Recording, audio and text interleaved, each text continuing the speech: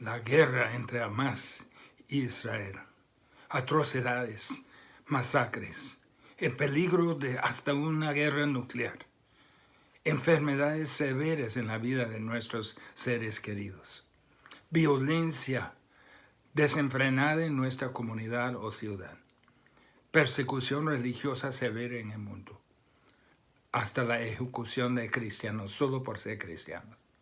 Si Dios realmente es un Dios bueno, benevolente, amoroso, ¿por qué permite tanto sufrimiento, enfermedades incurables, y homicidio, y guerra, y todos los horrores que ocurren en el mundo?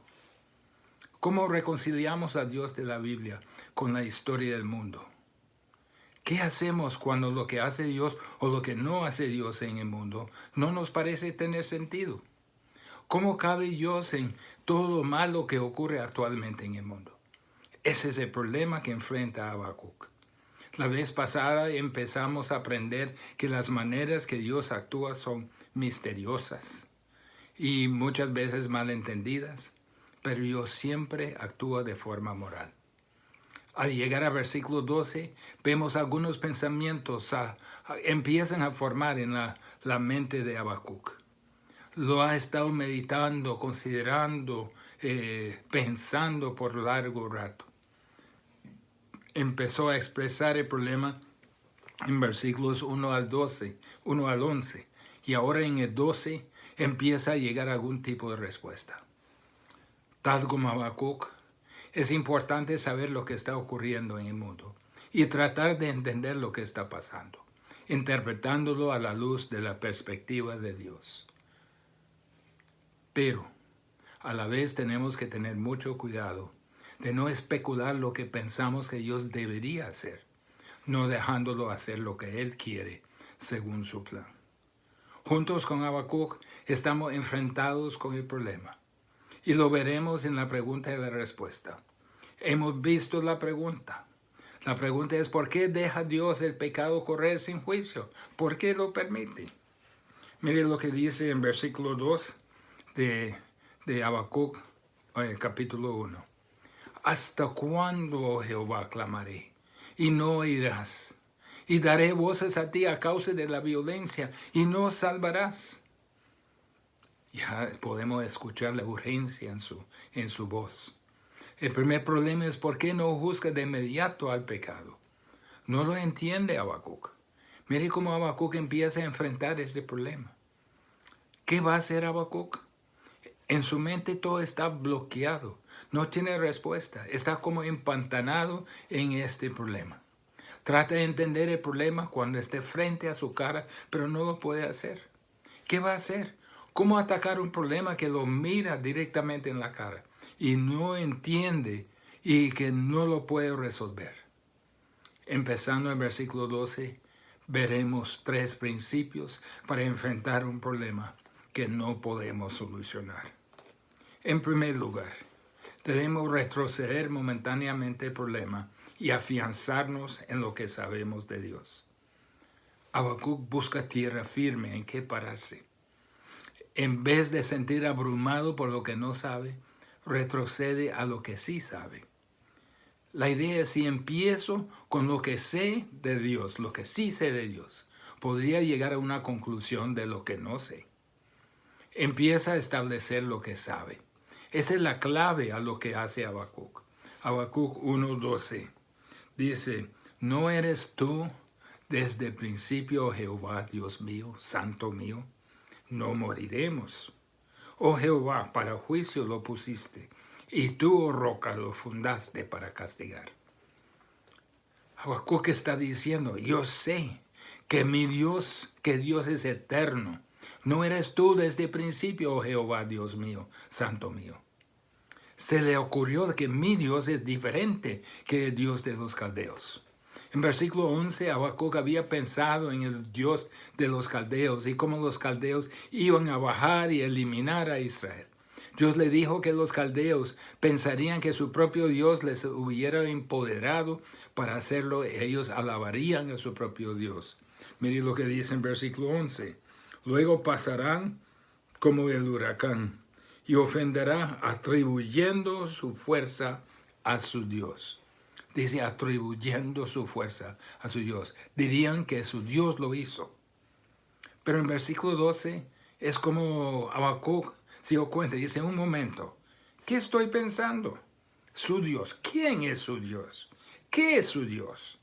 Mi Dios es eterno. Desde el principio, eso lo sé. No es como el Dios de los caldeos. No es como el Dios de cualquier hombre o nación. Es Dios desde la eternidad hasta la eternidad. Eso lo sé.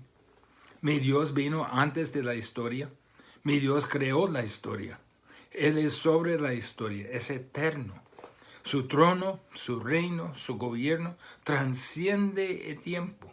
No está sujeto a tiempo ni a la historia. No hay nada más animador en medio de opresión, confundido por lo que pasa en el mundo, cuando no le entra razón los acontecimientos del mundo de hoy. No hay nada más maravilloso que pararse sobre una base sólida y decir, una cosa sé, que mi Dios es eterno. Él está fuera del flujo de la historia. Mi Dios estuvo antes de la historia, estará cuando se ha ido la historia. Esta situación es parte del plan de Dios. Es parte del plan de Dios eterno. No moriremos. Oh Jehová, para juicio lo pusiste, y tú, oh roca, lo fundaste para castigar. Mire lo absoluto de esta frase. No moriremos. Esto lo tengo por seguro. En esto estoy sobre tierra firme. Y nosotros, con todo lo que está pasando en Medio Oriente y tratando de percibir a dónde se va y qué repercusiones va a tener, puedo decir, esto sí, mi Dios estuvo antes de que ocurriera, estará después de que termine. No será movido por los acontecimientos de este mundo. Dios se está moviendo en medio de mi situación. Habacuc 1:12 dice, para juicio lo pusiste y tú, oh roca, lo fundaste para castigar. Es la mano de Dios que levantó a los caldeos para un propósito específico, el juicio y castigo de Israel. No es que ellos lo hicieron por su poder, ni en su imaginación, ni para sus propios fines. Dios tiene control. Ellos están en mecate corto. Yo sé que mi Dios es eterno. Pero también yo sé que mi Dios existe en sí mismo. ¿No eres tú desde el principio, oh Jehová, Dios mío? Oh Jehová. La palabra Jehová es el nombre sagrado de Dios, Yahweh, que significa yo soy. El que existe eternamente. Dios siempre ha existido, existe y siempre existirá. Nadie ni nada lo hizo porque siempre ha sido. Él es el yo soy y punto. No depende de nada ni nadie por su existencia. Dios no depende en ninguna manera de lo que pase en este mundo. No está afectado de ninguna manera por lo que pase. Existe en sí mismo y se determina por sí mismo. Yo sé que mi Dios existe en sí mismo. Mi Dios es eterno. También yo sé que mi Dios es santo. Mire lo que dice en este mismo versículo. Santo mío. Esto es importante. Es absoluto. Dios es absolutamente, perfectamente justo y santo. Como dice en 1 Juan 1:5. Dios es luz y no hay ningunas tinieblas en él. ¿Puede este tipo de Dios tan santo jamás hacer algo malo? Absolutamente imposible.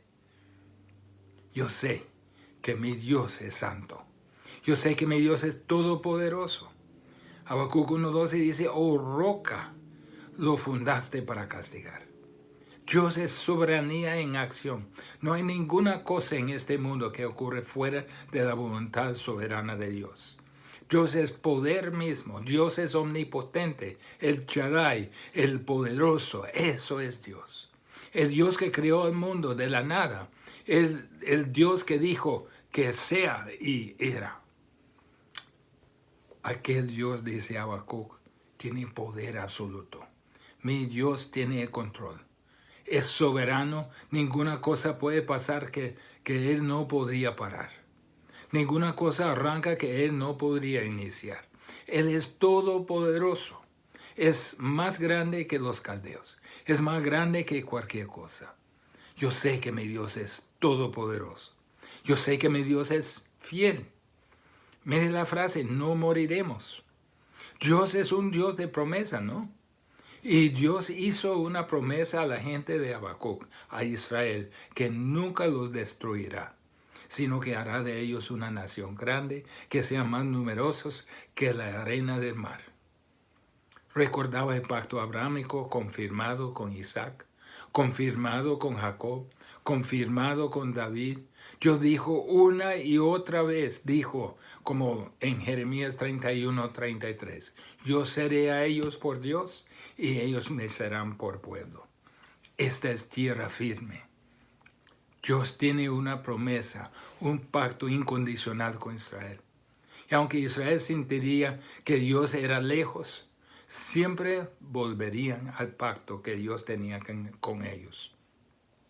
Era lo que ligaba a la nación con Dios. Y Dios es un Dios fiel que siempre cumple su pacto. Dios nunca romperá su palabra. Entonces Habacuc recuerda, momento, no vamos a morir todos porque mi Dios es un Dios fiel. No dejará a los caldeos exterminarnos. Tiene pendiente una promesa que cumplir con nosotros. Vean, solo hay una manera de enfrentar problemas en este mundo. Retroceda, deténgase y piense de cómo es el Dios que usted conoce. Así lo hizo Habacuc. Aún así, se le ocurre otro problema, otra posible contradicción. Versículo 13. Muy limpio eres de ojos para ver el mal, ni puedes ver el agravio. ¿Por qué ves a los menospreciadores y callas cuando destruye el impío al más justo que él? En otras palabras, ¿por qué usa los caldeos? ¿Cómo puede Dios pensar que los caldeos fueron aptos para juzgar a persona alguna? ¿Cómo puede Dios pensar que los caldeos fueron menos paganos que Israel? Obviamente eran peores. ¿Cómo puede un Dios santo usar a un instrumento tan inmundo? Habacuc usa una ilustración de los caldeos. Como pescadores atrapando a montones de gente, adoran a su poder, son orgullosos de su habilidad de conquistar, de atrapar a la gente. Y molestó tanto a Habacuc que los caldeos hicieron tantos masacres y Dios todavía los usó como jueces sobre Israel. Era como si preguntaba a Dios, ¿lo va a continuar haciendo esto? ¿Permitiría que a esa gente hacer lo que le da la gana y pisotear a todos lo que quieren y nunca tener que pagar por ello y no hacer ninguna intervención? Es impensable que use ese tipo de gente tan inmundo. Ellos no merecen ser mejores que los israelitas. Habacuc, deténgase, toma un paso hacia atrás, considera cómo es su Dios. ¿Qué hacía Habacuc? Exactamente eso. Yo sé que Dios es puro. Muy limpios son tus ojos para mirar el mal. De esto estoy seguro.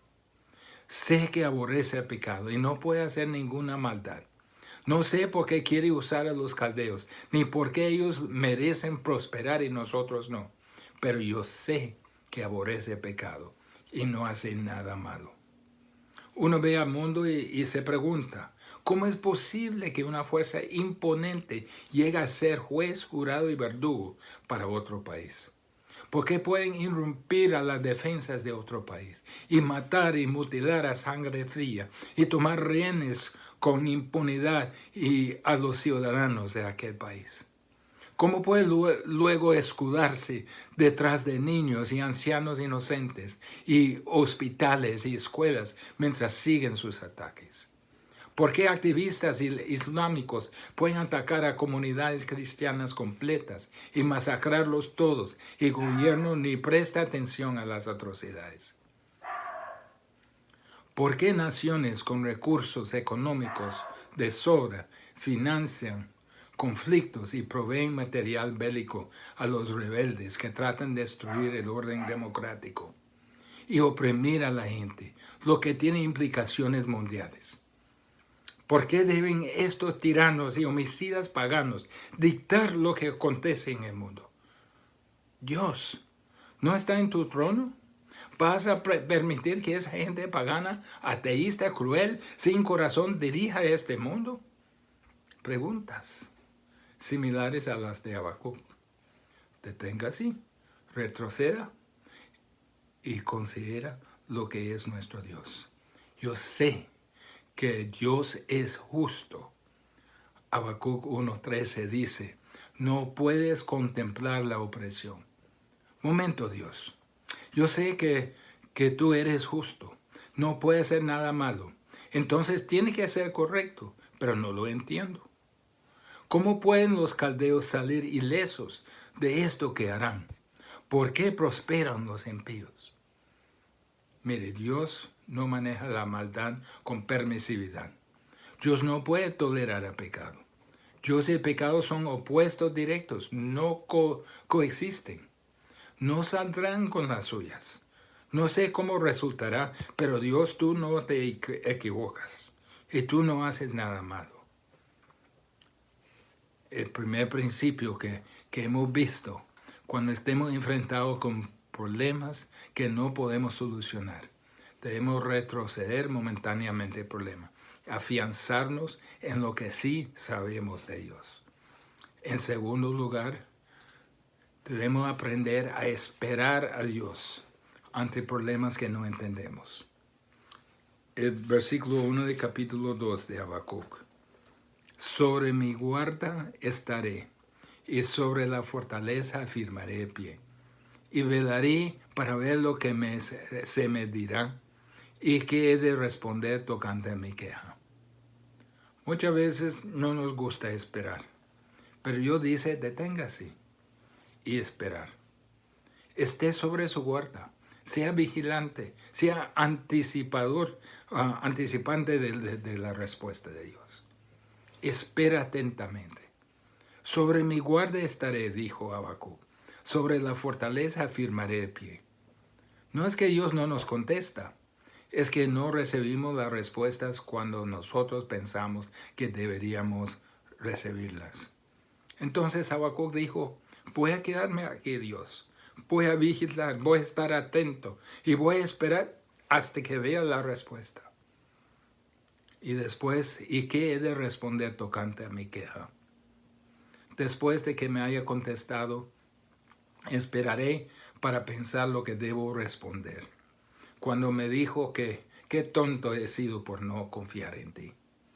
Habacuc no sabe la respuesta, pero sabe que Dios tiene la respuesta.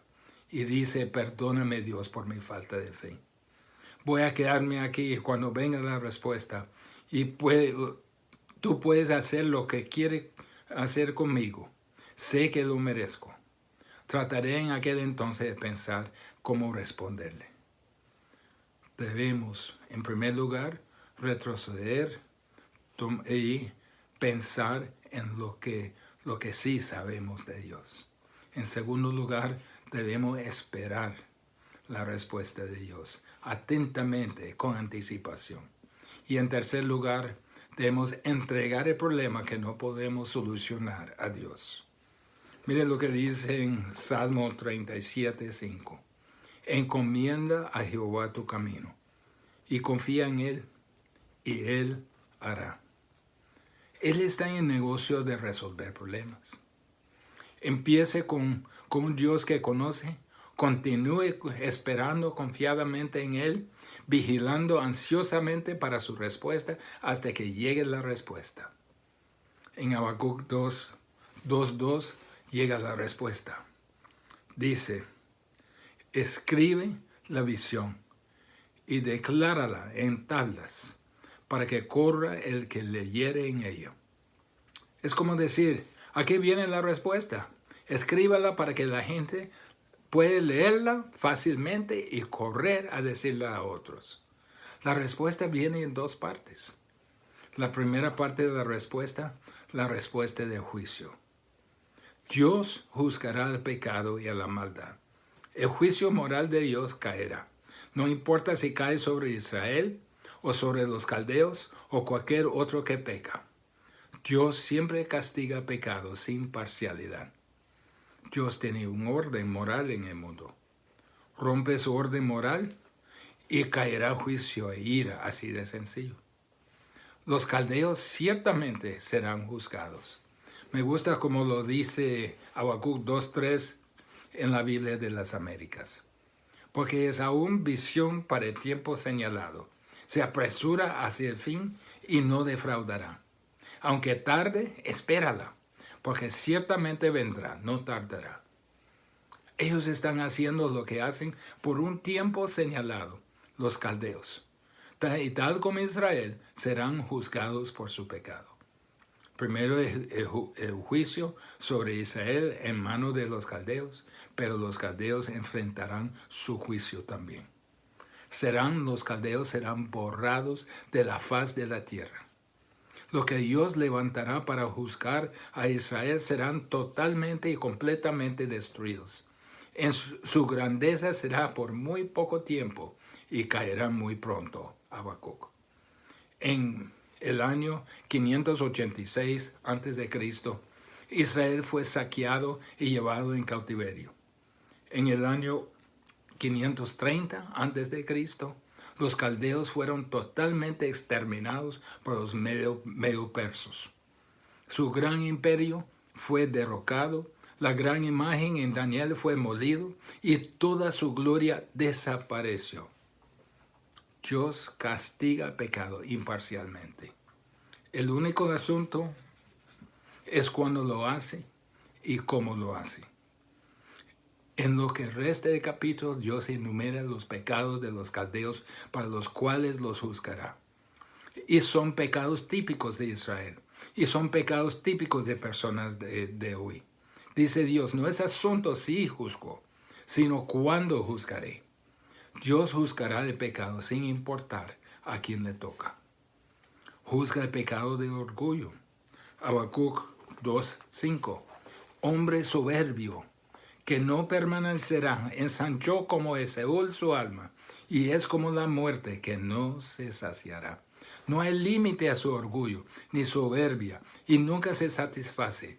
Se ve independiente, todo se reúne para sí mismo, y será juzgado por su orgullo. Será juzgado por los pecados de codicia, deseo de conquista, de opresión, derramando sangre para ganancia personal, atrayendo a otras naciones como aliados para involucrarlas en la guerra, por la idolatría. Los pecados de los caldeos que ocasionaron su destrucción no son tan diferentes que los nuestros. Codicia, opresión, ganancia personal, la idolatría. Dios dice que hay juicio sobre los caldeos y hay juicio por el pecado. Dios no iba a tolerar el pecado, que el pecado se fuera el pecado de Israel o pecado de los caldeos o el pecado de usted o yo. Dios sí juzgó a Israel y juzgó a los caldeos y juzgará a usted también. Es inevitable si no conoce a Jesucristo, si no conoce la manera de Dios para escapar. Entonces la primera parte de la respuesta de Dios a Habacuc fue la respuesta de juicio. Pero junto con el juicio viene la respuesta de salvación. Dios dice que habrá juicio y también habrá salvación. En toda la Biblia estos dos están conectados. Cuando Dios ejerce juicio, siempre lo sigue con gracia y con salvación. Siempre. Así la misma respuesta de Dios. Primeramente habrá juicio, pero no se detiene con el juicio. Luego ofrece salvación. Salvación individual. Mire, Habacuc 2:4. Dice, he aquí que aquel cuya alma no es recta se enorgullece, mas el justo por su fe vivirá. Eso me acuerda de Efesios 2:8 y 9. Porque por gracia sois salvos por medio de la fe. Y esto no de vosotros, pues es don de Dios. No por obras para que nadie se gloríe. La persona que se retira con Dios confiando solo en sí mismo, se retira de una vida de fe, tiene un problema. Por el otro lado, el alma que vive por fe es justificada, porque los justos viven por la fe. ¿Cuál fe? Fe en el Salvador, el que llevó mi juicio en mi lugar. Romanos 8:1 dice, ahora pues ninguna condenación hay para los que están en Cristo Jesús. Solo hay dos posibles actitudes en esta vida, la fe o la incredulidad. Solo estos dos. ¿Cree a Dios o no lo cree? ¿Tiene fe en Él o no tiene fe en Él? Son las únicas alternativas en la vida. Puede retirarse de Dios y vivir por sí mismo o puede vivir por fe en Dios. Esa es la oferta de salvación que le ofrece Dios. Dice que aún los caldeos, si querían, podían vivir por fe. Aún los israelitas que están por ser juzgados, si quieren vivir por fe y escapar del juicio. Fe es tomar a Dios a su palabra porque Él lo dijo. Creo lo que Dios ha dicho y actuó en base a ello. Significa que fundamentó toda mi vida entera en Dios para vivir por fe. Confío en Dios. No hay nada más tonta, más necia que invertir todo su mundo, toda su eternidad en lo que ofrece o piensa que ofrece el mundo. ¿Cuál es el factor controlante de su vida? ¿Es ello su fe en Dios? ¿O es su propia sabiduría, su propio cálculo conforme a cómo ve el mundo? ¿Cuál es la base de su vida? ¿Es su base Dios o no? Salvación viene a los que viven por fe. Y el momento que pone su fe en Dios, usted recibe el gran regalo de la salvación. Así de sencillo. Habacuc termina con un reto en capítulo 2, versículos 18 al 20. ¿De qué sirve la escultura que esculpió el que la hizo? La estatua de fundición que enseña mentira, para que haciendo imágenes mudas confíe el hacedor en su obra. Ay del que dice al palo, despiértate, y a la piedra muda, levántate. ¿Podrá él enseñar? He aquí está cubierto de oro y plata, y no hay espíritu dentro de él. Mas Jehová está en su santo templo. Calle delante de él toda la tierra. Dios dice al pueblo caldeo, a todo el mundo, traeré juicio fulminante sobre ustedes, del cual no hay escapatoria. Del cual no hay escapatoria. Sus dioses, hechos por sus manos, son peores que inútiles. No existen. Por más que los adornan, pueden hablarles, rogarles hasta cansancio y no pueden escucharlos ni liberarlos de mis manos. El Dios vivo está presente. Va en contra de ustedes. Cállense. Sus plegarias son inútiles. Tendrá que rendir cuentas. Escuchen el juicio de Dios omnipotente. Si usted depende de los dioses que ha formado con sus manos, su carrera, su estatus social, su educación, su fama, su riqueza, todos son dioses mudos que no le pueden escuchar ni ayudar. El Dios vivo dice que su juicio está seguro. Cállese, escuche, el juicio es seguro. Pero el mismo juez, el Dios vivo, le ofrece salvación de aquel juicio. Nada de argumentos, nada de discusión. ¿Lo aceptaría? Escucha lo que dicen en el Evangelio de Juan. El que no cree no es condenado, pero el que no cree ya ha sido condenado, porque no ha creído en el nombre del unigénito Hijo de Dios. Juan 3:36. El que cree en el Hijo tiene vida eterna, pero el que rehúsa creer en el Hijo no verá la vida, sino que la ira de Dios está sobre él. La decisión es suya. Dios, tú has sido directo con nosotros. Tú nos vas a juzgar si no hemos confiado en Jesús como nuestro Salvador. La respuesta es de juicio seguro. pero también a la par la oferta de salvación. Que todo aquel que me escucha en este momento, que no ha confiado en Jesús, ponga su confianza en Jesús como su único y exclusivo Salvador.